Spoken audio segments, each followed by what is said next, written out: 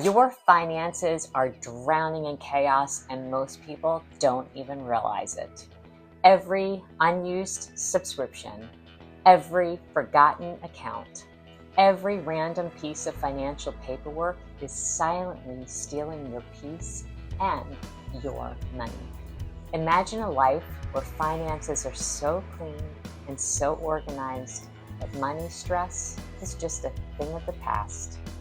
A life where you know exactly where every dollar is, what it's doing, and how it's working for you.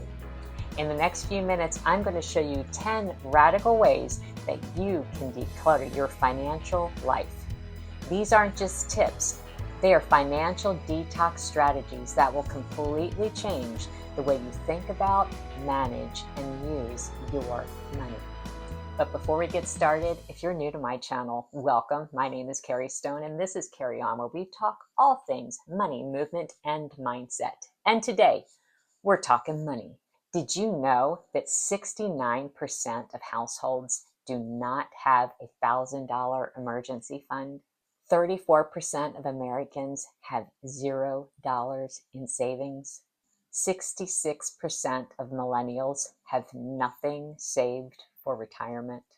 72% of households do not have a written financial plan.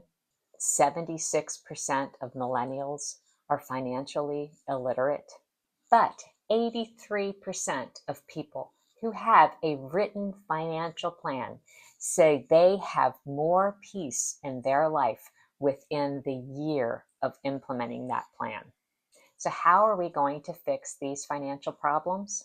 We're going to declutter our finances, starting with number one. We want to do a digital finance cleanup. To do a digital finance cleanup, we're just going to get rid of apps and things that no longer serve us, things that we don't need anymore. So many times we get over involved. We start trying to improve our lives and we sign up for this, we sign up for this, we sign up for this. And the next thing you know, we are just in the midst of digital clutter. So we're going to get rid of any apps we're not using. We're also going to unsubscribe from any newsletters or websites or anything that no longer serve you when it comes to your finances.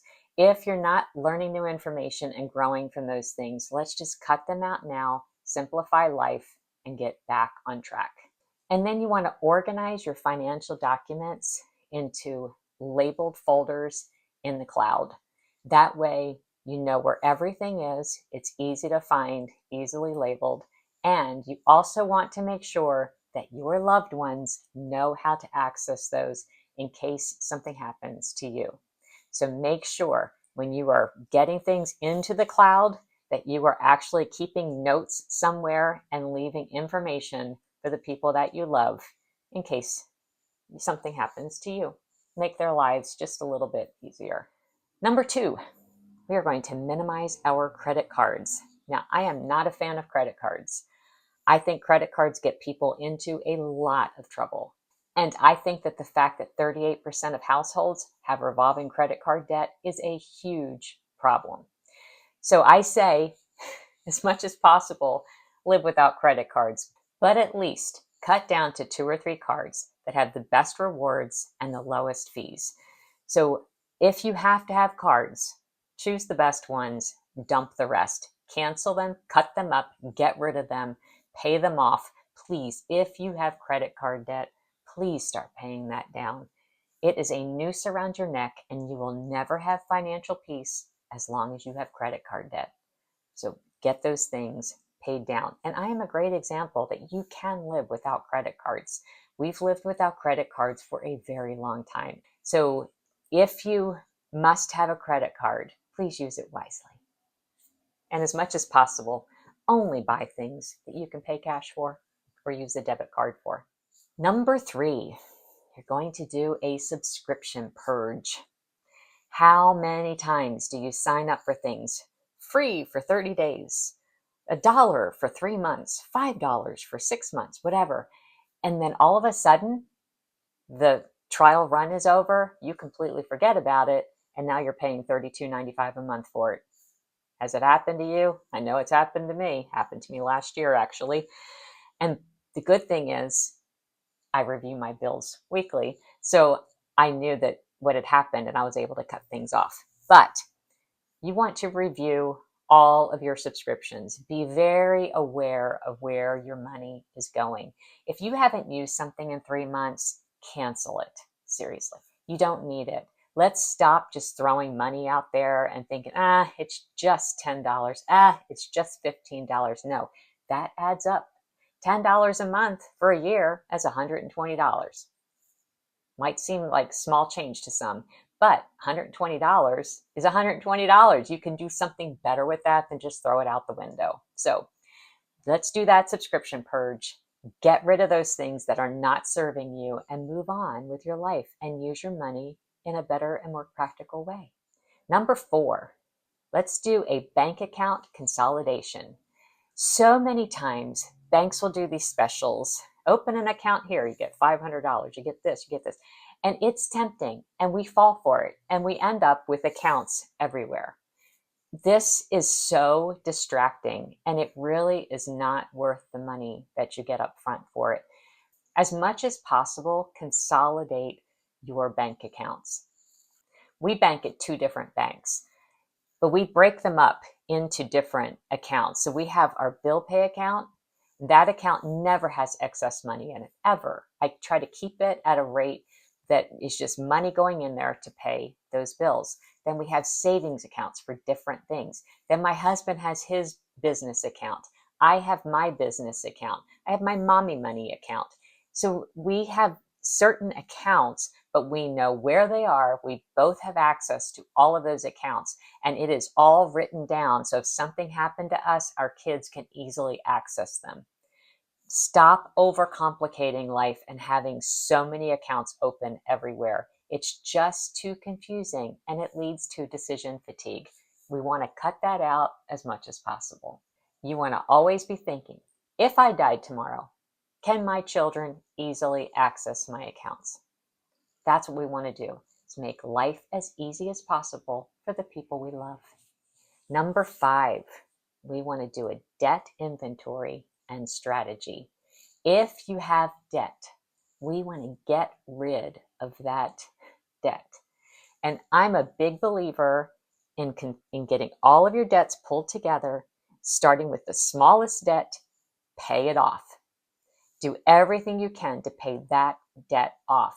Once that debt's paid off, you go to the next debt and you start taking the money from the original debt and you pile it towards the next debt.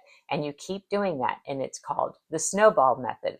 And it just grows and grows and grows. And the momentum with each time you pay something off just builds, and it helps you build your confidence in what you're able to do. And slowly but surely, you get your debt paid off and you find financial freedom. I will put some books and resources in the description below to help you out with that. And if you have not looked into paying your debt off, if you think you can't do it, I'm here to tell you, you can do it. Will it take some discipline and sacrifice? Absolutely. But you're capable. You can do it. And it will give you so much peace. Trust me, it's worth it. Number 6, we want to simplify our investment portfolios. Now, there are people online who will tell you that you don't need a financial advisor. And if that's comfortable for you, that's great. We really like our financial advisor. And the thing I like about him the most is that my husband is more daring when it comes to investing, and I'm more conservative. And our financial advisor is very respectful of that. And he plans out our investments to please both of us. So my husband gets to do his little investment and seeking out how to grow his retirement, and I get to have mine invested conservatively. But every year we sit down with him and we look at what's happening in our portfolio. We see what's working and what's not, and we make all the changes that we need to make in order to make our money work for us. Now, it's worth the investment that I make into that advisor to have that peace of mind and to know that somebody has my back. If you like to do it on your own, go for it. If you know how to do investing and you're comfortable with that, then by all means do it. But just make sure you take time to evaluate your finances and know what's working and what's not. And don't chase trends. Trend chasing is just so dangerous and you will just lose money. And don't be afraid to cut off. If you've invested in something and it's just not working, don't be afraid to just cut it off. Just decide to walk away from it. Will you lose some money? Probably. But do you want to keep losing money? No. So don't be afraid to just call it quits when it needs to be called and just move on so you can be investing your money in ways that work better for you. And while you're doing this, you want to eliminate any underperforming stocks and any high fee investments. Just as much as you can, simplify what you're doing with your investments. And number 7, we're going to digitize our paperwork. If you're like me, being a Gen Xer, I have not gone easily into this trend. But I will say, my desire to declutter is making me more interested in digitizing paperwork because I am so tired of paperwork. It is everywhere and it never stops coming in. And so I see the value in digitizing the paperwork and finding a good, safe place for everything. And again, making sure that my kids know how to access all of that paperwork if something were to happen to me. But you also need to be carefully shredding and discarding your personal information. So I found a shredder today while I was researching this, and I'm going to put that in the description below in case you need a good compact shredder that works really well. Number 8, we want to optimize our emergency fund. If we learned nothing from the whole COVID craziness of 2020, we learned the importance of having 3 to 6 months of living expenses. And sadly, so many people do not have that. And it destroyed lives in 2020 because people didn't have income. So we want to make sure that we have our emergency fund in place because no matter what, life always happens. Whether it's COVID, an accident, an illness, a death, a loss of a job, it doesn't matter. Life happens, and life happens to all of us. So let's build that emergency fund and get that money into a high yield savings account. I looked it up today, and the best rate I found was Laurel Road, and it was 4.4% for a high yield savings account. You can do your own research and find what you do. And let me know in the comments below if you find something better than 4.4%. I'd love to hear about it.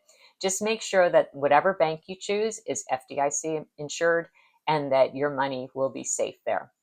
Number 9, we want to automate our financial systems. I can't tell you how much peace this has brought me. And I didn't realize it until I was like 6 months in to taking over the finances. And all of a sudden, one day I realized I haven't thought about the finances in like a week. And that's because I had gotten everything automated. Everything that could be automated is automated. I have certain bills like monthly utilities and things that can't be. The bills are different each month. But on a whole, most of my bills are automated. And now I just know how much money needs to be in the bank all the time. And those bills just come out at the same time, all the time. And it just has brought me so much peace. And so I even have our savings automated. Everything is set up in a way that each week it is just done. It is done. And it has really saved me a lot of decision fatigue. And it has just taken so much stress and pressure off of my life. It's beautiful. So I have to say, automate everything that you can automate. Just do it. Just do it. And number 10, schedule a monthly financial review ritual. Now, I like to review my finances weekly, every Friday. And if you've watched my video on the ear theory, you know I believe in evaluating, adjusting, and reviewing your life in all areas, daily, weekly, monthly, tri-monthly, and yearly. And I do that with my finances too. But if minimally, at least sit down for 30 minutes each month and review your finances. Look over your accounts, really analyze where your money is going. And if you have a spouse or a partner, make sure you're doing that with them too. So much of our troubles in our relationships comes from lack of communication.